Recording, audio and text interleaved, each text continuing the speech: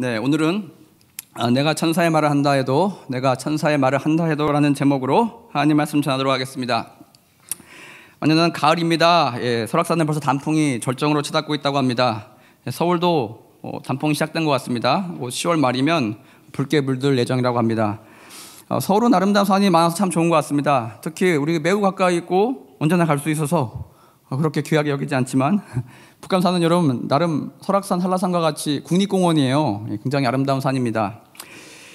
예적부터 서울은 이렇듯이 북쪽에는 많은 산이 있고 남쪽에는 한강이 가로막고 있어서 방어가 용이해서인지 여러 차례 나라의 수도로 그렇게 쓰임받았습니다. 서울 외곽으로 좀 나가보면 아직도 수도 방어를 위해서 진지를 쌓고 항전했던 장소가 잘 보존되어 있죠. 대표적으로 우리 교회에서 가까운 저 행주산성이 있고요. 그 다음에 한강 이남에는 남한산성이 있어요. 얼마 전에 이 두 산성 중에 남한산성이라는 제목으로 한 영화가 개봉된 적이 있습니다. 아시죠? 그 17세기에 보면 임진왜란 이후에 1600년대 일어난 역사적 사실을 바탕으로 상상력을 좀 가미해서 제작된 영화였습니다. 그때 무슨 일이 있었냐? 청나라의 침공을 받게 됩니다. 강화도로 도망가려고 했는데 시기를 놓쳤어요. 그래서 할 수 없이 바로 남쪽에 있는 남한산성으로 그렇게 왕이 도망을 가게 됩니다. 한 달 반을 버티면서 싸웠습니다. 이때 두 파로 나뉘게 돼요.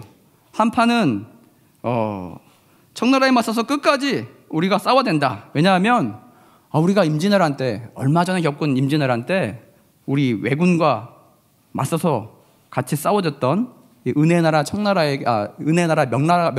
명나라에게 우리가 어떻게 배신을 할 수가 있느냐 이러면서 저 만주족 오랑캐족인 이 청나라와 끝까지 싸워야 된다라고 하는 강경파가 있었습니다. 반대로 그래 나도 안다 다 옳다 하지만 우리가 지금 막을 힘이 없다. 그러니 지금은 항복을 하고 힘을 키워서 미래에 승리하자. 그리고 좀 저 국제 정세가 돌아가는 이 판을 좀 읽어보자. 혹시나 명나라가 청나라한테 지면 어떡하냐.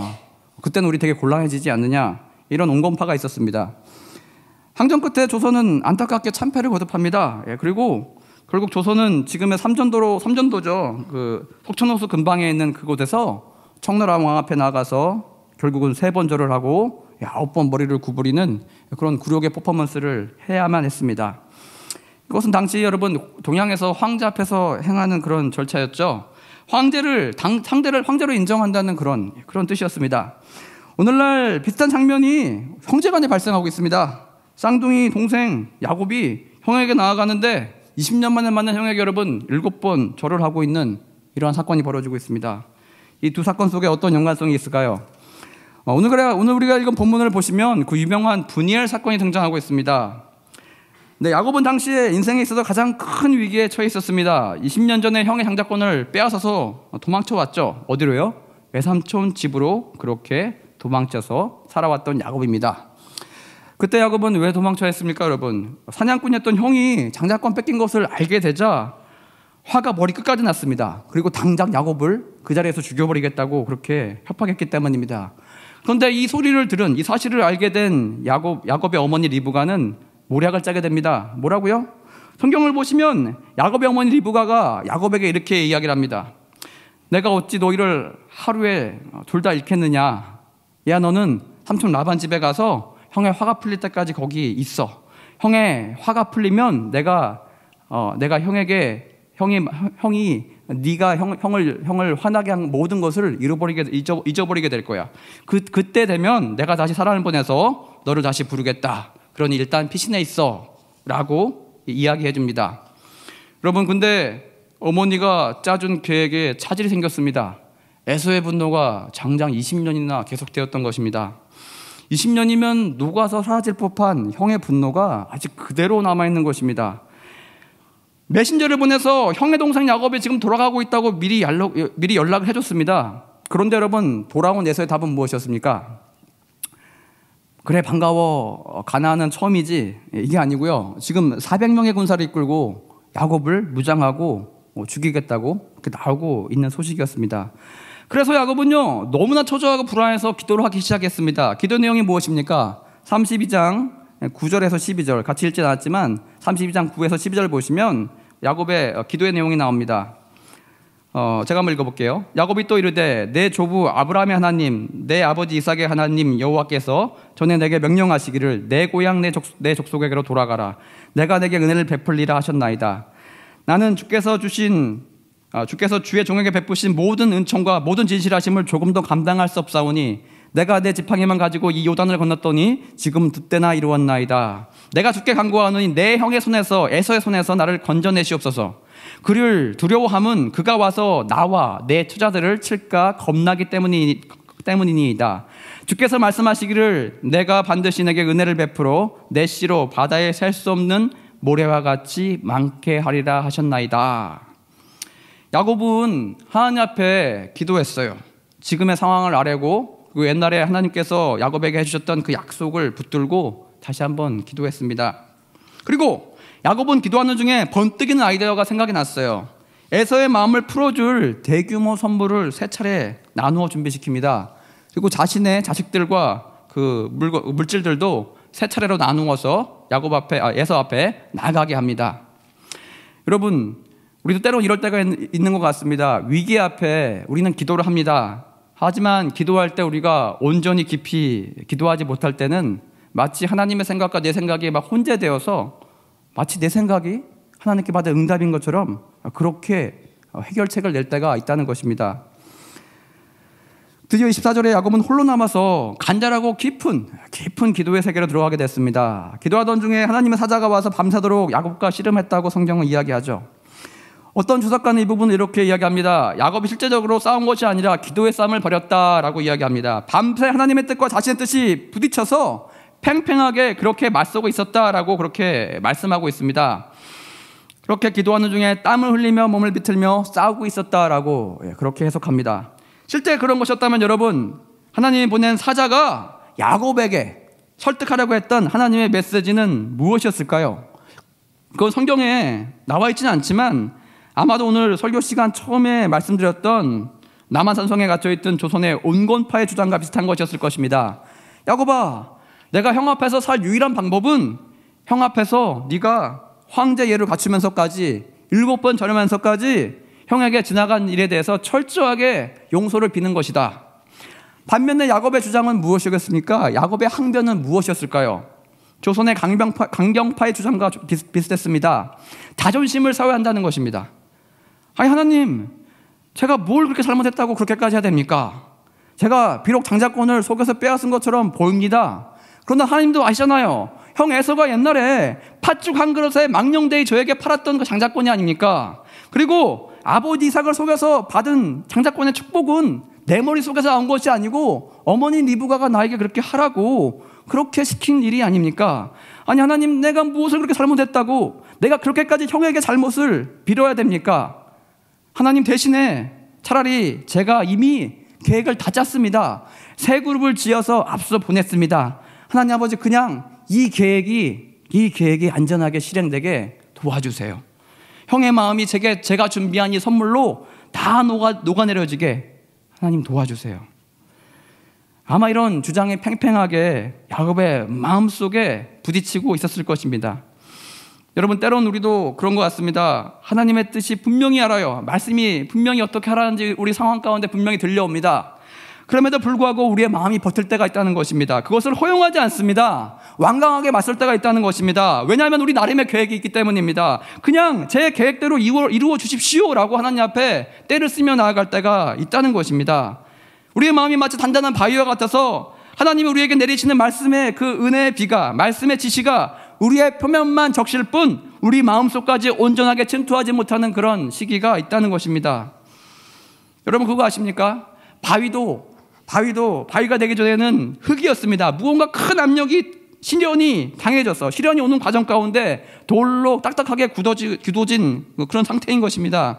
우리 마음 가운데 하나님의 뜻이 이 돌 가운데, 돌 같은 이 마음 가운데 여러분 온전하게 서게 되면 무슨 일이 벌어지는지 아십니까? 마태복음 22장 44절에 이렇게 묘사하고 있습니다. 이 돌 위에 떨어지는 자는 깨지겠고 이 돌이 사람 위에 떨어지면 그를 가루로 만들어 흩으리라. 여기서 말하는 돌은 우리 예수 그리스도, 우리 예수님이시고 곧 하나님의 말씀입니다. 하나님의 뜻입니다. 하나님의 뜻이 우리 가운데 온전하게 세워지면 우리의 아직과 충돌하게 되면 우리의 돌 같은 마음은, 우리의 바위 같은 고집은 부드러운 흙과 같이 산산이 그렇게 부서져야 한다는 것입니다. 그리고 그 단단했던 돌 같은 나의 고집들, 그 내가 세운 의지, 이 모든 것들이 부드러운 흙으로 변모되고 거기에 드디어 하나님의 말씀의 은혜가 임하기 시작하면 그 비가 온전히 우리 마음 가운데 스며들게 된다는 것입니다. 그렇게 우리의 땅은 촉촉히 주의 은혜 가운데 젖어들게 된다는 것입니다. 나아가 이때부터 우리의 마음은요, 새로운 생명을 낳을 수 있는 은혜의 땅으로, 생명을 품을 수 있는 그런 땅으로 변화받게 됩니다. 자와 말씀의 대결과 대치가 끝나고 하나님의 평화가 임한, 하나님이 다스리시는 그런 땅으로 우리가 변화받게 된다는 것입니다. 어찌 보면 야복강가에서 야곱은 이런 과정을 겪고 있었던 것 같습니다. 우리의 바위 같은 단단한 여러분 책략들은 다 무너져 내려야 됩니다. 말씀에 반하는 모든 변명들은 여러분 사라져야 됩니다. 말씀의 턱을 넘지 못하게 만든 나의 자존심들은 다 무너져 내려야 됩니다. 그렇게 나의 뜻은 하나님의 뜻 앞에 부서져야 됩니다. 나의 계획은 나보다 더 크신 하나님의 짜놓으신 더 좋은 계획으로 그렇게 바뀌어야 됩니다. 나의 야망과 나의 야욕과 나의 욕심들은 하나님의 선한 뜻 앞에 뿌리가 온전히 뽑혀져야 됩니다. 우리의 심령 가운데 깊이 박혀있는 마음의 엉겅퀴와 마음의 아집들과 그 단단한 바위들은 말씀의 쟁기질로 인해서 모두 밖으로 꺼내어 줘야 합니다. 그리고 여러분, 그 자리 가운데 바위가 빠지고 바위가 무너지고 깨어져서 고운 흙이 된 그 자리 가운데 하나님의 은혜로 충만히 채워진다는 것입니다. 우리 계획과 다를지라도 인도하신 하나님의 은혜 가운데 그렇게 젖어서 들어가는 저와 여러분 되어야 됩니다. 딱딱하게 마르고 갈라져서 불무의 땅에서 이제는 부드럽고 촉촉한 흙 위에 충만히 물이 흐르는 물된 동산과 같은 하나님의 은혜의 담비로 충분히 채워줘야 한다는 것입니다. 그래야 비로소 우리는 새로운 생명을 품을 수 있는 은혜의 땅으로 여러분 바뀌게 됩니다. 다시 성경의 이야기로 돌아갑시다. 드디어 야곱은 33장 3절 보시면 20년 오난서린 형 앞에 용기를 내서 나아갑니다. 어떤 모습으로 나아갑니까? 자기는 그들 앞에서 나아가되 몸을 7번 땅에 굽히며 그의 형 에서에게 가까이 가니. 7번 중동 문화에서 머리를 굽힌다는 것은 황제 앞에 설 때는 하는 그런 인사법입니다. 마치 과거에 남한산성에서 조선의 왕이 그랬던 것처럼 야곱은 앞에 선 형에게 최대한 예의를 갖춰서 자기가 할 수 있는 최대한 겸손한 모습으로 그렇게 형 앞에 인사를 올립니다. 그러면 생각해 보십시오. 야곱은 자존심이 굉장히 강했던 사람이었습니다. 형 앞에 저렇게 나아갈 리가 있겠습니까? 아마도 하나님이 기도하는 가운데 그렇게 할 마음을 허락해 주셨을 것입니다. 그렇게 자신을 한없이 낮춰야 형의 원한과 분노가 눈 녹듯이 사라져버릴 것을 하나님께서 이미 아셨기 때문입니다. 야곱이 준비한 선물은요, 그만한 효력이 없었어요. 이미 에서도 굉장한 부자였습니다. 야곱이 자신을 위해 준비했던 그 책략만을 썼다고 생각해 봅시다. 야곱은 에서의 분노 앞에 정말 목숨이 왔다 갔다 하는 큰 위기, 그 위기 가운데 처했을 것입니다. 형제간에 칼로 서로의 생명을 해하는 그런 위기 가운데 처했을 것입니다. 이를 전지전능하신 하나님께서 이미 다 아셨다는 것입니다. 야곱은 하나님께 맞아서, 천사에게 맞아서 몰골이 말이 아니었습니다. 또 여호와의 천사가 그의 골반뼈에서 대퇴골이 빠져나오게 해서 한 발은 땅에 질질 끌면서 형 앞에 나아가서 절을 했습니다. 아마 야곱의 모습은 에서가 생각했던 것보다 더 비참한, 불쌍한, 연민을 불러일으키는 그런 모습이었던 것 같습니다. 왜냐하면 4절 보십시오. 에서가 달려와서 그를 맞아야 안고 목을 어금 맞추어 그와 입 맞추고 서로 우니라. 하나님께서 에서의 마음을 바꿔주셨어요. 그가 먼저 달려가서 야곱에게로 갑니다. 살기 어린 그런 발걸음이 아니라 치근한 발걸음으로, 사랑의 발걸음으로 그렇게 나아갑니다. 그리고 에서는요, 지난 일은 다 이미 잊었습니다. 야곱을 끌어안고 통곡하기 시작합니다. 야곱도 같이 우는데 거기에는 이미 지난 장자권에 대한 한마디 다른 말이 필요 없었습니다. 서로 따지지도 않았고요, 그에 대한 변명도 없었고요, 그저 모든 눈물이 그 상황을 대신했다는 것입니다. 여러분, 이렇듯 용서는 우리가 하는 것 같은데 우리는 그 용서가 잘 되지 않습니다. 용서는 하나님께서 용서하실 마음을 우리 가운데 베풀어 주셔야 비로소 용서가 가능해집니다. 누군가에게 또 진정 용서를 구하기도 힘듭니다. 우리의 자존심이 그것을 막는다는 것입니다. 하나님의 사랑이 우리 가운데 부어져야 이것이 가능하게 됩니다. 하나님을 생각해 보십시오. 여러분, 인간의 배신을 용서하셨어요. 아담아, 내가 어디 있느냐? 이것이 아담이 선악과를 따먹고 숨었을 때 가장 먼저 하신 말씀이었습니다. 왜? 이미 마음속에 용서를 하신 거예요. 아담이 걱정이 되는 거예요. 우리에게 잘못한 자들을 용서하려면 우리의 좁은 아량으로, 우리의 사랑으로 여러분 절대 이것이 되지가 않습니다. 따라서 여러분, 고린도전서 13장 사랑장 보시면 이렇게 이야기하고 있습니다. 내가 사람의 방언과 천사의 말을 할지라도 사랑이 없으면 소리나는 구리와 울리는 꽹과리가 되고, 내가 예언하는 능력이 있어 모든 비밀과 모든 지식을 알고 또 선을 옮길 만한 모든 믿음이 있을지라도 사랑이 없으면 내가 아무것도 아니요, 내가 있는 모든 것을 구제하고 또 내 몸을 불사르게 내줄지라도 사랑이 없으면 내게 아무 유익이 없느니라. 그럼 여기서 나온 사랑은 참 이해하기가 힘들어요. 왜냐하면 우리 인간의 사랑으로 이해하려면 이 사랑이 곧 해석이 안 됩니다. 해석이 한계에 부딪히게 됩니다. 사랑에 대해서 이야기하는 그 사랑은 무엇입니까, 여러분? 우리 인간의 사랑이 아니라 하나님 아버지의 사랑을 이야기하고 있습니다. 하나님의 그 사랑을 우리가 품어야 이 모든 것이 가능하고 이 모든 것에 의미가 있다는 뜻입니다. 하나님의 사랑에서부터 기인된 구제와 섬김과 믿음과 헌신이 아니면 그 모든 것들은 의미가 없어지고 이내 곧 사라져버리고 만다는 것입니다. 즉, 인간에서 뿌리를 두고 나온 모든 인생의 멋진, 인생을 묘사하는, 관통하는 철학적인 이야기들, 인간에게 힘을 주는 말들, 인간의 위대한 신년들, 인간의 봉사, 헌신들, 당시에는 굉장히 멋있어 보입니다. 인간적으로 눈으로 봤을 때는 대단한 일이 벌어지는 것처럼 보입니다. 하지만 하나님의 관점에서는 하나님의 사랑이 없는 것이기에, 하나님의 사랑부터 시작된 것이 아니기에 세월 속에 흩날려 사라져버리는 겨와 같이 된다는 것입니다.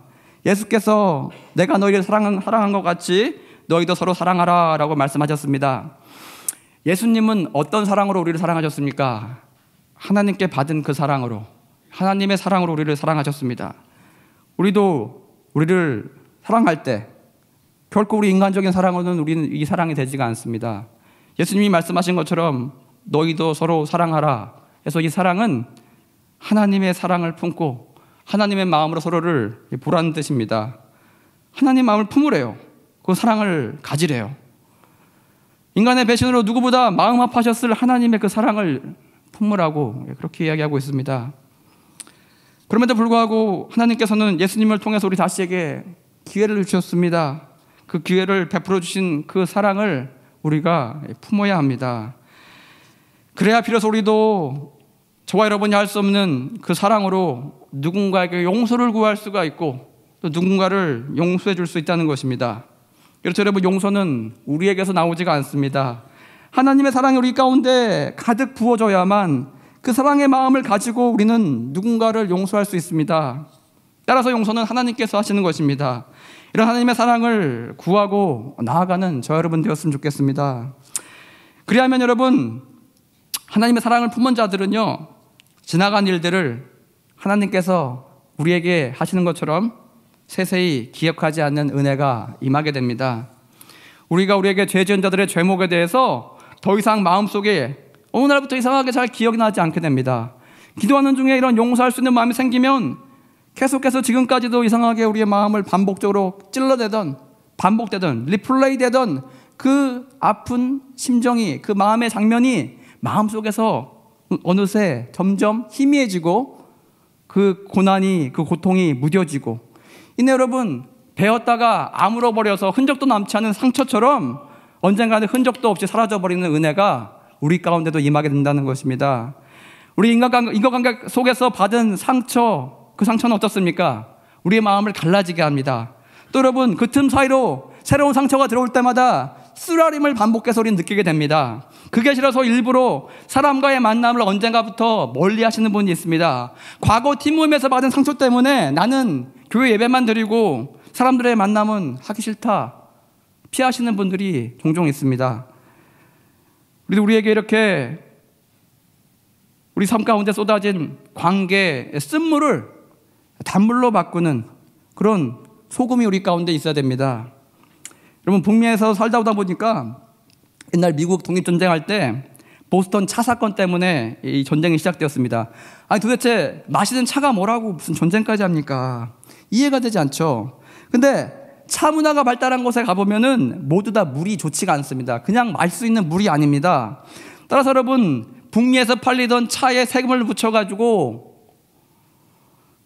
돈을 받겠다는 것은 무엇이냐? 모든 생필품 가운데, 매일매일 소비하는 그 생필품 가운데 어마어마한 세금을 붙인다는 그런 뜻이었어요. 그러자 미국의 거주민들은 영국의 이 통치에 거세게 항의를 하기 시작합니다. 여러분, 제가 살아보니까 북미의 상당 지역에는 물이 센 물이에요. 센 물. 즉 무엇이냐? 그 물로 계속 손을 씻으면요, 피부가 어느새 갈라지기 시작합니다. 그리고 갈라진 틈 사이에 다시 물이 닿으면 너무나 쓰라려요. 그래서 여러분, 그 물들은 차로 마셔서 끓여야 먹을 수 있는 그런 물이었다는 것입니다. 지금도 북미의 각 가정의 지하에 가보면 연수기라는 것이 반드시 있습니다. 센 물을 단물로 바꾸어주는 그런 기계예요. 부드러운 물로 바꾸어주는 그런 기계입니다. 여러분들 그거 아십니까? 여기에 매달 남자들이 해야 되는 일이 있어요. 무거운 20kg 소금 푸대 2개를 갖다가 사다가 그 안에 부어줘야 돼요. 왜냐? 이 기능이 유지가 되기 때문입니다. 그래야 소금이 있어야, 소금이 센 물이 그 소금을 통과하면서 여러분 단물로 바뀌게 되는 결정적인 역할을 하게 되기 때문입니다. 따라서 아마 북미나 영국처럼 연수기를 늘 사용해야 되는 그곳에 살고 계신 분들은 아마 빛과 소금이 되라라는 의미가 우리보다 좀 더 마음 가운데 와 닿을 것입니다. 여러분, 누군가 우리의 마음을 쩍 갈라지게 만드는 그렇게 스티슨 경험을 하게 만들었습니까? 여러분 마음 가운데 소금을 두고 그 스티슨 경험을 여러분 걸러내시기 바랍니다. 누군가 우리에게 흘려낸 그런 센 물이 우리 마음의 소금을 통해서 단물이 되는, 부드러운 물이 되는 은혜가 넘치길 소망합니다. 하나님의 사랑이라는 그 소금을 통과시켜야 어린아이의 피부도 씻을 수 있을 만큼 부드럽고 그렇게 아름다운 물로, 그런 물로 바뀌는 은혜가 넘치게 된다는 것입니다.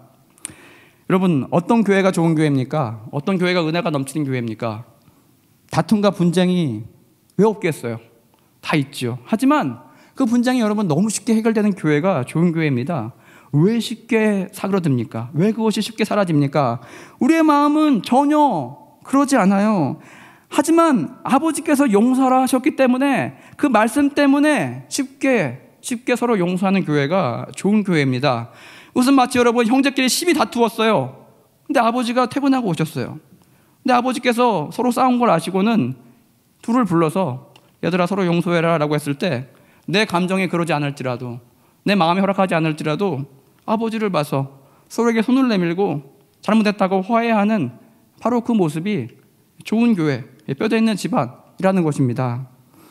여러분, 이런 하나님의 사랑을 붙들고 하나님께 주어진 사랑 가운데 누군가에게 용서를 구하시고 누군가에게 용서를 베푸시는 저 여러분 되었으면 좋겠습니다.